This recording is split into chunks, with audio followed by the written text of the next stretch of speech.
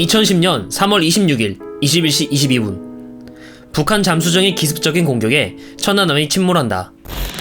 백령도 서쪽 인근에서 침몰한 이 사건은 해군 건함 건조 계획과 중장기 전략은 물론 대한민국 곳곳에도 크고 작은 영향을 준 사건이 된다. 과연 천안함 폭침은 왜 발생한 것이며 천안함은 어째서 이런 비극적인 결말을 맞이할 수밖에 없었을까? 오늘 이야기할 내비설은 포항급 초계함과 천안함이다.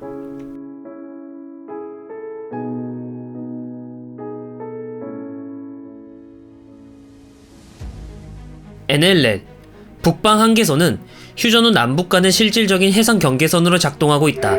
원래는 제해권과 제공권을 모두 잡은 유엔군이 서해 도서지역 모두 장악했지만 휴전을 위해 이 섬을 양보하는 대신 NLL을 설정한 게 지금까지 이어진 거다. 하지만 북한은 2000년대 들어 자신들은 휴전 협정 당시 NLL을 인정한 적이 없다면서 자신들의 억지만 반복하기 시작한다. 애초에 유엔군이 양보를 하지 않았다면 제공권과 제해권 모두 가지고 있던 유엔군이 서해 모든 섬을 가지고 있어 서해로 나오지도 못했을 텐데 말이다. 어쨌든 지들의 우격다짐을 관철시키기 위해 NLL을 넘으며 도발을 일삼았고 우리 군이 대응하면 다시 올라가는 등 점점 도발 강도는 높아져 간다. 그리고 말뿐만이 아닌 무력 도발을 시작하기 이른다. 1999년 1차 연평해전을 일으켰고 해군의 반격으로 어뢰정 한 척과 경비정 한 척이 격침되는 등 큰 피해를 입는다. 그럼에도 정신을 못 차리고 추가 도발을 가하는데 2002년 월드컵 분위기가 한창일 때를 이용해 2차 연평해전을 일으켰고 고 윤영아 소령과 함께 6명이 전사하는 등 인명피해가 발생한다. 전차포를 마개조한 북한 경비정과 비교해 우리 군은 말도 안 될 정도로 근접한 거리와 부족한 화력을 지녔음에도 끝까지 응전하며 북한 경비정을 NLL 이북으로 몰아내는 데 성공한다. 그러나 두 번의 무력 도발에도 불구하고 아직 덜 맞았는지 2009년 11월에 또다시 도발을 했고 제2연평해전 피해의 원인으로 지목된 교전 수칙을 수정해 희생자 한 명도 없이 북한 경비정을 몰아내는 데 성공한다. 더 이상 같은 패턴의 도발은 먹혀들지 않았고 무력 도발의 효과도 점점 떨어지게 된다. 사실 그도 그럴 게 북한군의 주력 전투함은 다수의 어뢰정과 경비정 등 끼케봐야 500톤 정도에 비해 우리 군은 고속정만이 아닌 1000톤급의 포항급 PCC가 존재했다. 포항급 PCC는 80년대 중반부터 10년 동안 24척을 건조한 군함이다. 에일라트 쇼크 이후 북한은 소형의 어뢰정과 경비정 그리고 간첩선을 대량으로 배치하여 침투하는 전략을 택한다. 포항급 PCC는 북한의 소형 함정과 연안 방어를 중점으로 설계된 군함이다. 오랜 시간 건선되어 같은 함급마다 무장의 차이가 있지만 후기형이라고 할 수 있는 3차선 이후를 기준으로 76mm 62구 경장 2문과 40mm 기관포 4문을 주무장으로 가지고 있다. 에일라트 쇼크 이후에 해전의 트렌드는 함포가 아닌 미사일로 넘어갔고 군함은 함포를 줄이고 미사일을 요격할 방법을 고민하던 시기였지만 당장이라도 NLL을 넘어와 무장 공비 및 간첩들을 투입시키는 북한군을 상대로 그런 여유로운 고민을 할 시간이 없었다. 포항급 PCC의 건조 목적은 아주 명확했다. 북한 함정이 NLL을 넘어오면 빠르게 함포로 때려잡는다 이다. 24척이나 건조한 이유도 북한이 보유하고 있는 소형 함정이 워낙 많으니 이에 대응하기 위해 많이 건조한 거다. 건조된 포항급 PCC는 본연의 목적대로 훌륭한 역할을 수행한다. 86년 동해에 간첩선이 나타나자 포항함은 간첩선에 발포하여 격침시켰고 98년에 여수 앞바다에서 간첩선이 출몰하자 광명함이 76mm 함포를 사용해 격침시킨다. 여러 발 맞춰도 무력화시키기 어려운 40mm 함포보다 관통력이 우수한 76mm 함포는 한방에 북한 소형 함정을 개박살내버릴 수 있었다.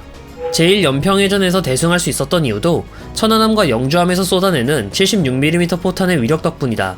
제2연평해전에서도 마찬가지였다. 불리한 싸움을 강요받아 지원이 늦긴 했지만 76mm 함포가 불을 뿜는 덕분에 북한 경비정은 큰 피해를 입고 NLL 밖으로 몰아낸다. 이렇듯 포항급 PCC를 통해 북한의 소형 함정들을 효율적으로 막아내는 데 성공한다. 해군도 그간 도발에서 NLL을 성공적으로 막았다고 평가를 한다. 앞서 말했듯 포항급 PCC는 시대착오적인 군함이다. 주무기가 미사일로 바뀌고 어떻게 하면 효과적으로 미사일을 요격할 수 있을까를 고민하던 시절인데 주무기가 함포였고 간첩선을 잡는 것이 주 임무였으니까 말이다. 하지만 뚜껑을 열고 보니 NLL 주변에서 벌어지는 국지전 양상의 저강도 분쟁에서 미사일을 사용하기에는 정치적 부담이 커 사용하기 힘들었다. 이런 전장 환경에서 포항급은 적절한 선택이었다. 한 포를 주무장으로 쓰는 만큼 정치적인 부담이 적고 간첩선을 막기 위해 염가형으로 대량 생산한 만큼 원하는 곳에 언제든 배치할 수 있었다. 비록 너무 대수상전에 집중해 대공 교전 능력과 대잠전 능력은 떨어졌지만 적 미사일이 날아오는 상황이면 더 이상 국지전이 아닌 전면전 상황이고 서해는 수심이 얕고 조류가 강하기에 잠수함들로 작전하기는 힘들 거라고 판단했다. 그리고 거꾸로 말하면 잠수함이 이 조건을 돌파하고 NLL을 넘는다면 잠수함의 공격에 매우 취약하다라는 의미이기도 했다. 2010년 3월 26일 파고가 2.5m에서 3m 정도로 높은 날이지만 천안함은 평소와 다름없이 평상시처럼 기동을 하고 있었다. 그런데 21시 22분 갑자기 쾅 하는 소리와 함께 천안함이 두동강 난다. 두 달간의 다국적 연합 정보 분석에 의해 북한 잠수함이 NLL을 넘어와 어뢰로 기습 공격을 했다는 것이 밝혀졌다. 당연히 북한은 오리발을 내밀었지만 굳이 나열할 필요도 없을 정도로 너무나도 많은 직간접 증거들은 북한 잠수함에 의한 어뢰 공격이라는 사실을 가리켰고 우리군 장병 46명은 공식적으로 북한 잠수함의 기습 공격으로 인해 전사하게 된다. 사실 천안함 피격 사건의 비극은 예견된 비극이라고 할 수 있다. 그간 이뤄진 간첩선 침투 사건과 제1, 제2 연평해전 등 수상 전투를 겪으면서 더 이상 수상 함정을 가지고 도발하는 건 효과가 떨어진다고 북한군 자신들도 판단했기 때문이다. 그렇다면 간첩선이 아닌 다른 방법으로 도발을 시도할 텐데 필연적으로 잠수함으로 공격할 가능성이 높아졌다는 것은 어찌 보면 필연적인 선택이었다. 실제로 천안함 피격 사건이 벌어지기 전부터 서해에서 북한의 잠수함은 꾸준히 증가했으니까 말이다. 바다의 환경도 최악이었다. 빠른 조류와 해수층 간 밀도차, 온도차, 부유물 등 수많은 장애물들이 존재했다. 거기다 공격받은 시각은 밤 9시 22분으로 바다는 칠흑같이 어두웠다. 한마디로 천안함은 잠수함을 잡기에는 최악의 컨디션이라는 것이다. 원래 함정 자체의 소나뿐만이 아닌 대잠 초계기의 소나 부위, 대잠 헬기, 아군 잠수함 등등의 지원을 받아야 하는데 NLL 근처 해역에서 그런 지원을 받기도 힘들었다. 그러면 북측의 잠수함 움직임과 동태를 파악하고 있었다면 피해를 최소화하거나 회피하는 게 가능했겠지만 기무사령부에서 천안함이 공격받기 며칠 전에 사전 징후를 인지하였음에도 이 징후가 예하 부대에 전파되지 않았고 적극적인 조치도 없었다.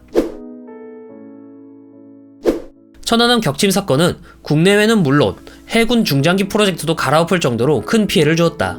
먼저 국내에서는 각종 음모론자들이 말도 안 되는 개소리를 하며 사람들을 선동했고 정부는 천안함 생존자와 유가족들을 음모론자들의 2차 피해에서 제대로 보호해주지 못했으며 충분한 보상과 치유를 제공하지 못했다. 이 영상에서는 구태여 왜 천안함이 침몰했으며 음모론자들의 말도 안 되는 소리를 논리로 반박할 생각은 없다.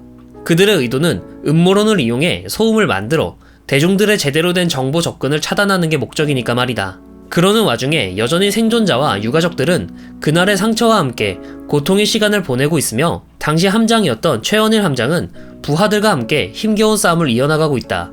오죽하면 326 호국보훈연구소라는 것을 만들고 싸우고 있을까.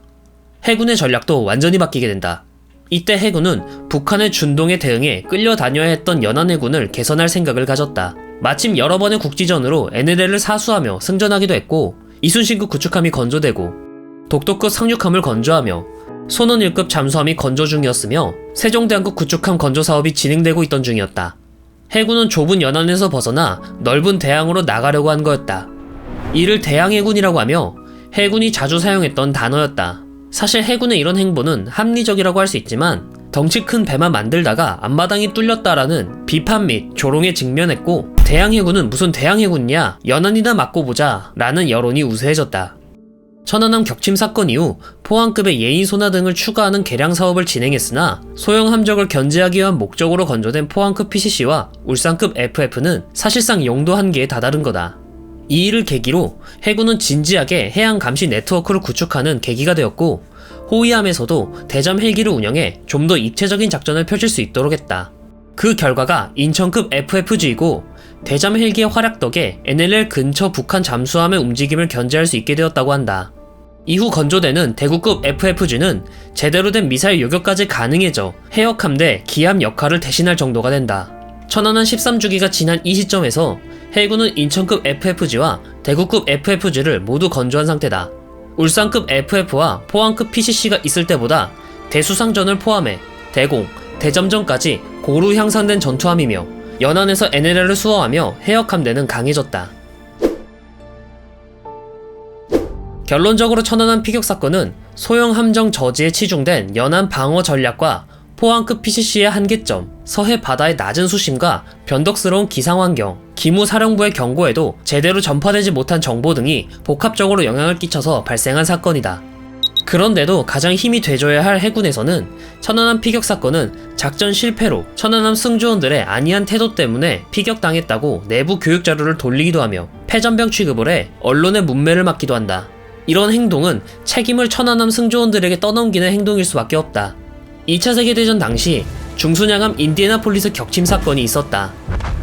이 사건은 미 해군 최악의 흑역사 중 하나로 제대로 된 호위도 명확한 정보도 없는 상태에서 극비 화물 수송이라는 이유로 중순양함 인디애나폴리스에게 단독으로 기동을 시켜놓고 잠수함의 어뢰를 맞아 침몰하니까 모든 책임을 함장에게 적의 공격에 적절한 조치를 취하지 않아서 함을 침몰시킨 것 이라는 죄목으로 몰아세웠다.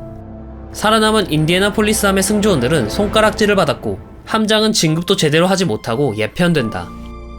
분명 우리 해군의 전력은 더 강해졌고 북한군과 비교해 전략적 우위를 점한 것도 사실이다. 하지만 그에 비해 군인들에 대한 대우와 복지는 얼마나 나아졌느냐를 고민할 필요가 있다. 국가 안보를 위해 첨단 무기와 장비의 질적 향상은 당연히 해야 하는 것이다. 하지만 그것을 운용하는 것은 사람이다. 과연 우리 군은 사람에 대해 얼마나 고민해봤는지 진지하게 생각할 필요가 있다.